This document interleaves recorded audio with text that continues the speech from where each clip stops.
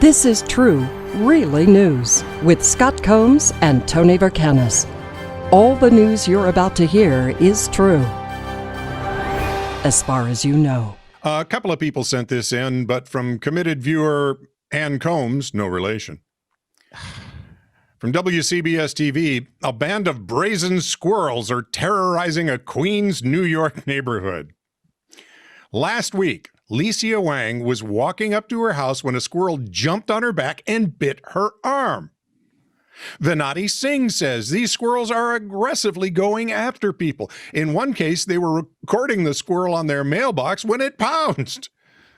One squirrel has gone after her husband twice. In his words, he basically grabbed onto the plastic bag that I had and tried to climb up my leg. I was able to shoo him off. That was the first time. The second time was right here when I tried to get in. But Micheline, I think it's Micheline Frederick has suffered the most so far. She's still recovering after being assaulted by a squirrel about a week ago. You hear someone's been bitten by a squirrel, you're like, okay, got a little nib, what's the deal? But this was an MMA cage match, and I lost. We're wrestling in the snow, and there's blood everywhere. My fingers are getting chewed, and it won't let go. Eventually, it just stopped, and there I was, a big, bloody mess. Police say there's no evidence pointing to the squirrels building a protection racket. I just want to know, was she actually awake when all this happened? Was any of them awake? I've never met, the most aggressive I've ever seen a squirrel is run up a guy's leg and take an apple out of his hand. Really? Yeah. It's The down only by, aggressive squirrel I've ever seen was Rocky, and I don't think that counts. The cartoon. and he's so sweet and polite anyway. You know, even when he's being aggressive. All right, sit back. It had to happen because it does every year. The Lake Superior State folks at Sault Ste. Marie, Michigan have come up with their list of things that should be banned from the English language. Oh, these guys. Okay. Here's a shock: COVID-19, social distancing, and we're all in this together. In an abundance of caution and in these uncertain times are all on the school's list of words and phrases that should never be spoken again. Nobody is going to be able to make a television commercial or put anything on the web. Ever. Again. I got to tell you, at this point, Might be okay. Seven of the 10 selected are connected, you guessed it, to the virus. COVID-19 leads the way. Unprecedented, which was actually banished back in 2002, has been restored to the list again. It might be everything's unprecedented because people don't know any history. Yes, and besides, it sounds good.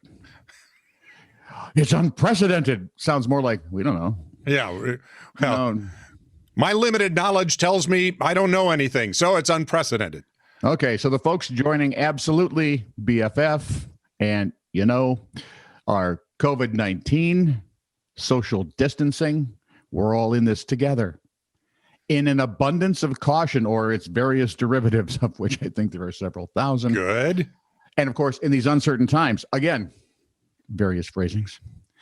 Pivot was also thrown out. That's what happens when you try to make one word out of three. Mm-hmm. Reporters, commentators, talking heads, and others from the media reference how everyone must adapt to the coronavirus through contactless delivery, blah, blah, blah. That's all true. But basketball players pivot, not people. Unprecedented, gone simply because, yeah. Oh, I'm sorry, but there are going to be a lot of you ladies that are going to change your name. Karen's gone. Yeah. Sus, short for suspicious, out the door. I know, right? I never used it that way, so I'm ignorant. See, I know, right? I've always used I know, right? I know, right? No. It's like, it's just one of those things you do. Yeah. Real world concerns preoccupied bird watchdogs this year. Lake Superior State President Ronald Henley said in the release, in a small way, maybe this list will help flatten the curve, which also was under consideration for banishment.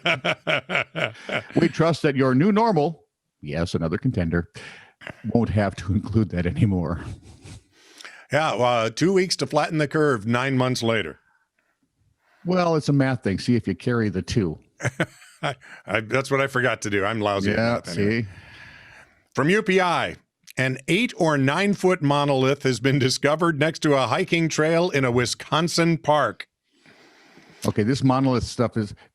There's a lot of it going on. I mean, they took one down, right? Well, they've taken, I don't know how many they've taken Some down. football team or something came up and took one down, I know, in Utah. Okay. And I don't know about the one in California or the one over in, Romania. We know the one in Germany, I should say, has been erected again. Yes. So that's there. It's a 1,000-year monolith. Anyway, it's near the County Grounds Park in Wauwatosa. It follows the one found in the Utah desert in November, one in Romania, one in Britain, remember that, one in Texas, and one in California. All previous monoliths were made of metal, but the object in Wisconsin is a bit different. It appears to be made out of cardboard or plywood covered in aluminum foil. So they're running out of money, obviously. Researchers suspect the next monolith next monolith found, I should say, will be a picture of one of the previous monoliths. That would be funny. This is true, really news. Send email to TITR@netradio.network.